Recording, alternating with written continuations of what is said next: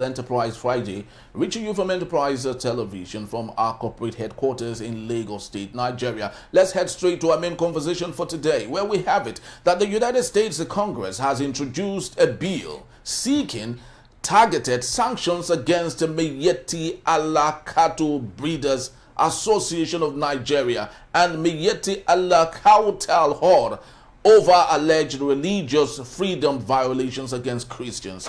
Sponsored by Representative Christopher Smith, the bill proposes visa bans and asset freezes for individuals linked to the groups and designates Fulani ethnic militia in Benue and Plateau State as entitles of particular concern, that is, entities of particular concern, that is. It follows the U.S.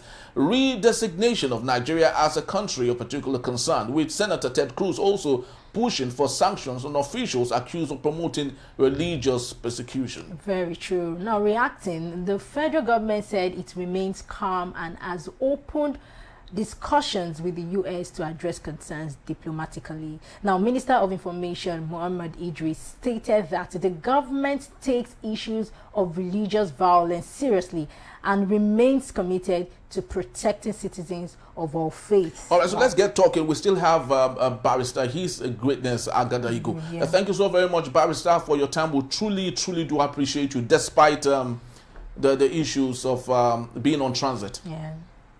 Okay, yes. Okay, so we just... all right, so we just learned that the barrister is not right here with us. I guess network issues, but would be back possibly when connection, gets better. So while we wait for a barrister to take us on this conversation, which is so very serious about the United States freezing assets of Miyetti Allah members. But what's your take on this, just before we get into other matters? For me, if the U.S. sees this group as a threat, right, or they see the group as a group that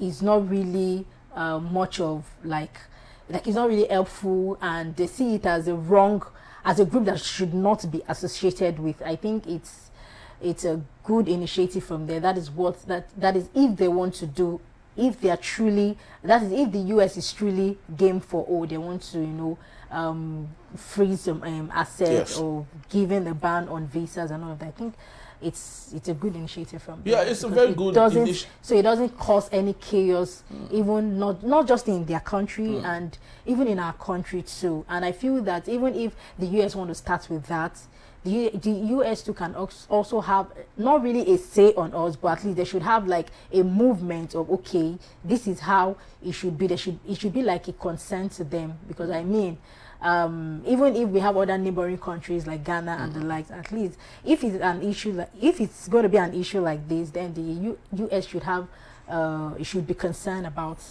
Nigeria. Yeah, because I think it's a wonderful experience. Those in the northern part of Nigeria might not love this, because it would affect them largely, lots of them, especially the very influential ones. Some of them are currently in this administration. I know one or two that I wouldn't want to mention their name now, that had issues, right, with sponsorship of terrorism in their states. Lots of people have accused them. Okay. Some of them, the current governors, have accused the former governors of sponsoring terrorism. And some of these individuals are serving key offices in this administration, right? And the question is, how do you expect someone who is alleged to have sponsored terrorism currently serving with this administration, and you think that this administration is going to be serious about fighting terrorism at the end of the day? So you can see it's a complex issue. I feel that even if we talk about it from now to tomorrow, we would not really have a definite solution for it, because it's going to be like a developing issue that needs not just only the US, but at least our neighboring countries too can even give one or two talk on the issue, right? So if the US government wants to really freeze some assets and all of that, I feel that it's going to be like a form of restriction, not like they would not have access to maybe in terms of finances, or probably maybe making providing finances to even finance those groups. I don't know if you're getting me on that. All right. I think it's more of like it's a good initiative, and I think it will even really be. Hello? It's going to save us from a whole lot of. All right, so we have Barrister here with us. Thank you so very much, Barrister. We truly do appreciate you, despite. Yes. Can you hear me, Barrister? Can you hear me? Yes, very well. I can hear you, Barrister. Yes, I can hear you. All right. So quickly, just before we allow you, I would love you to speak to the issue of the United States proposing to ban assets of members of the Miyetti Allah, especially those who have been fingered in sponsorship of terrorism, insurgency, banditry in Nigeria. Hello? Yes, can you hear me, Barrister? Hello? Yes, I can hear you. Can you hear me? Hello? We can hear you. We can hear you, Barrister. Hello? We can hear you. We can hear you. Barrister, can you hear Loud me? and clear.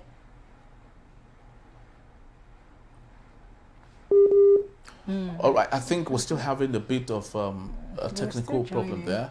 Yeah, so I wanted to add to Barrister, because it's very key and important that, we have his say on some of these issues, because this is something Nigerians have always requested. A situation where our leaders are held accountable for some of the things that they do. Over the years, for decades now, we have our politicians who would siphon money, all right, from the public purse. Governors who have been given so much money to build roads, build factories, make life better, allow children go to school, especially in the northern part of Nigeria, where we have so many out-of-school children, about 20 million out-of-school children from the northern part of Nigeria alone. And some of these governors, rather than invest this money in some of these things, allegedly use that to appease their political allies. Some of them are these bandits and insurgents that we're talking about now. And the rest of the money, they fly the money to the United States, where they think is safe. They buy assets, they buy properties there, and so on and so forth. But I equally think, rather than just making it only for the Miyetti Allah, they should spread it around Nigeria. So despite your religion, despite your tribe, if you're a Nigerian politician and you've been involved, because corruption is as good as terrorism. Corruption is terrorism, because you are stealing from the people. It's terrorism. Because of corruption, lots of people die. Because of corruption, lots of people do not have it. Right, so Barrister, we understand you're back. Thank you so very much for hanging on. Can you hear me, Barrister? I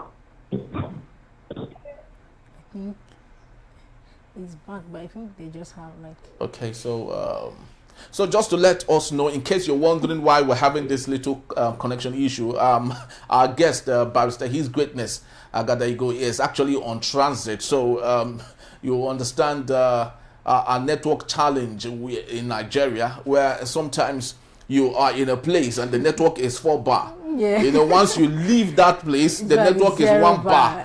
So you feel like going back to where you were coming from, that was 4 bar. So all of those challenges is what we're facing now. If not, a Barrister would absolutely be here to answer some of the big questions that we have. But just before we get Barrister back, I was speaking to the issue of allowing this blanket, across Nigeria, so that politicians who steal money and take it to the United States should equally have their properties seized. That's what I think. So, Barrister, you're here with us. Thank you. Can you hear me, Barrister? Yes, can I go on? Yes, please, go on, please. So, I raised the question, Barrister, did you get the question I asked? I heard your question. All right, beautiful. I just wanted to make a comment. All right, please do. It's a very welcome development. Since we Nigerians and the media, whose responsibility is to hold government officials, both executive government officials, legislative government officials, and judicial government officials, it has now been made impossible for us to hold accountable both their employers, who are the citizens of Nigeria, the media, who has the constitutional responsibility to hold government officials at all levels accountable, since they have refused to be held accountable. And we now are citizens of Nigeria. We have now subletted that function to and even the United States is one of the best places in the world. I'm sure you still remember sometime in 2020 when Supreme Court gave judgment affirming Uzodimma, who came fourth yes, in the election, said the Supreme Court said that he's the first, he's the winner, but in the result he came fourth. I'm sure you remember that. Very well, Barrister. I remember. Disallowed those Supreme Court justices from entering America. Please disabuse them. Whether you recall. Yes, of course, which equally involves the woman in charge, your very senior colleague who is general. Exactly. Yeah. So we encourage them that any of our government officials who from their research, who from information, Americans, many a times the information Americans get about Nigerians that they will never share to anybody, never share to any person. So any of our students of it, they have found all the public.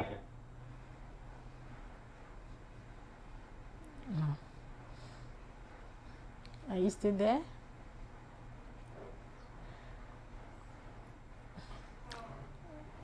Yes. Okay. I think we just have to.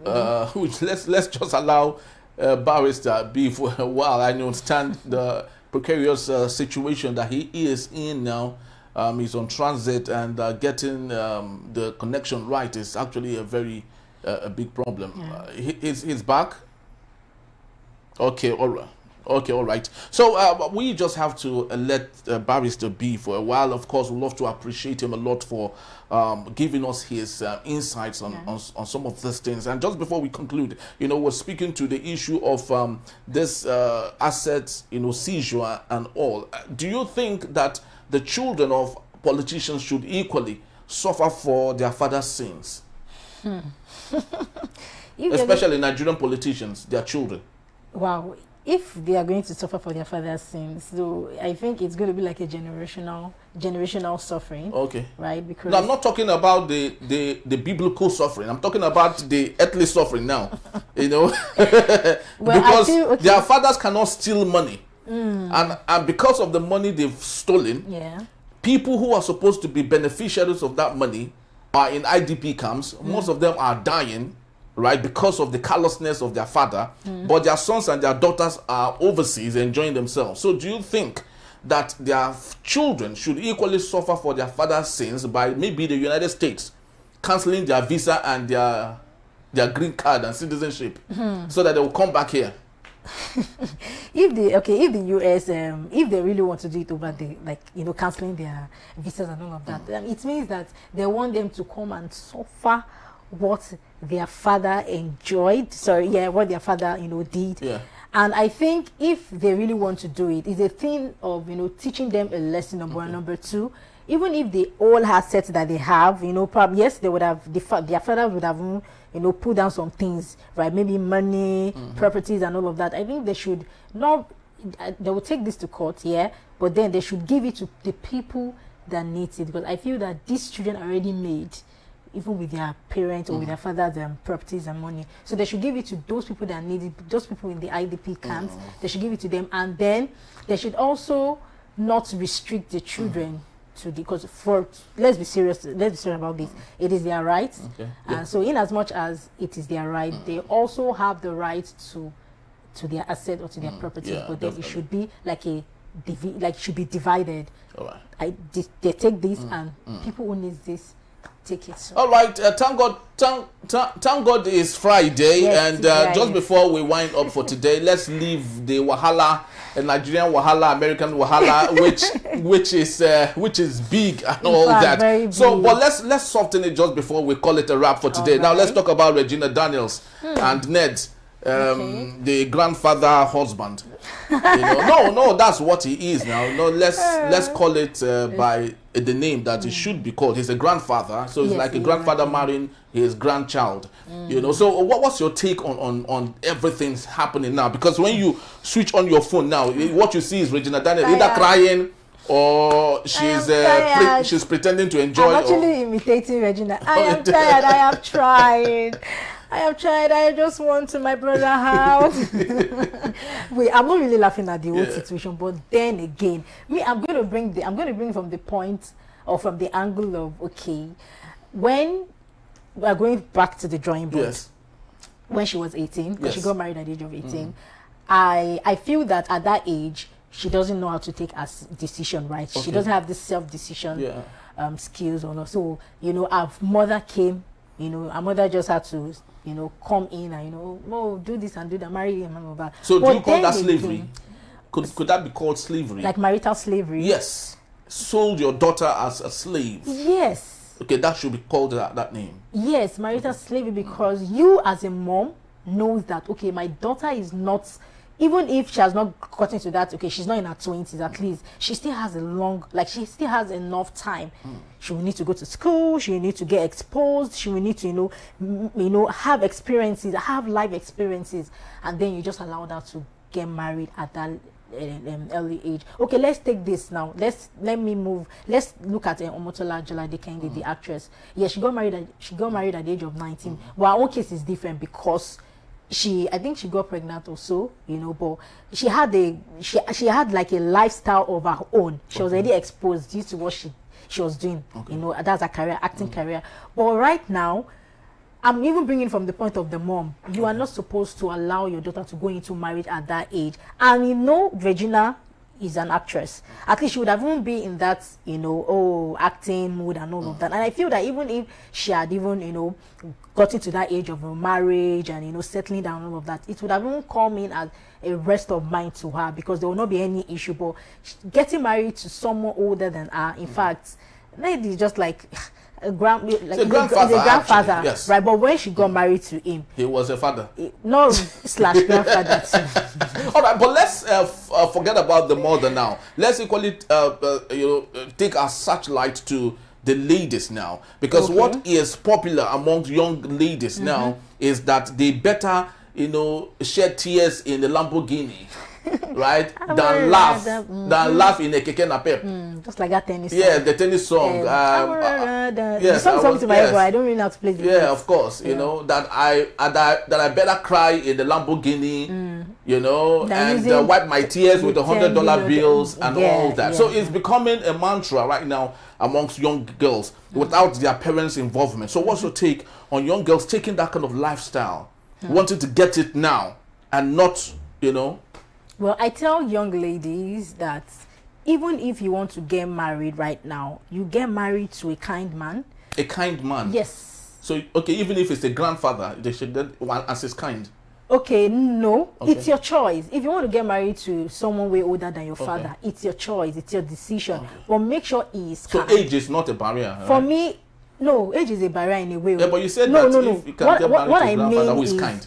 Not too old. Okay. Not too old. At least you can't get married. For me, I cannot get married to a man that is 60 years old. But how about economy? Or how about a man who is starting life, a youth corps member who loves you and who feels that you can be a good wife, but of course he's still living on 77,000. Let me tell you something. So do you think it's good for the young girl to say, okay, let's make a family as youth corps members? It's possible. Okay. We have seen so many stories about that. It is possible. So long that guy loves you and he is willing, he is to donate kind. to 77K. 77K. You guys will share it. No, you understand? And I feel that if there's an understanding in the relationship, not even married right now, everything will work out well. So be it a young or an old person, I feel that once the person loves you, and money is not everything. Okay. They say some people believe that money can buy love. Money cannot buy love. But what buys your love is what buys the love from that person is just your heart. Okay. Be kind, and every other thing will be added on to you. All right, so let's leave it at that point. We wish Regina Daniel well. Of course, they said not all that glitters is gold, and for every action there is an opposite, reaction to it. So what she's going through now is a self-decision, even if sometimes it's not her real decision. It could be the decision of her mother, allegedly, but a decision is a decision. The nature does not care who takes the decision. What nature cares about is the reaction. So when you fall from the sky, it doesn't matter if you've done 200 days of fasting. Gravity will bring you to the ground. All right. So the most important thing is do the right thing. And for young girls and young men, let's just live our lives. Is don't be quick to marry. Don't be quick to marry. Really? Yes, don't be quick to marry. What I mean is, even if you're looking at your age, even if you're in your early 20s, like me now, I got married in my mid-20s, right? I've always been telling God, but it didn't just come. It came when I was not even ready. Okay. You understand? I was not ready, but he was ready, and was like, okay, let's push this through. And I thought about it, I prayed about it, and I decided on my own. Even my parents were like, do you really want to do this? I said, yes.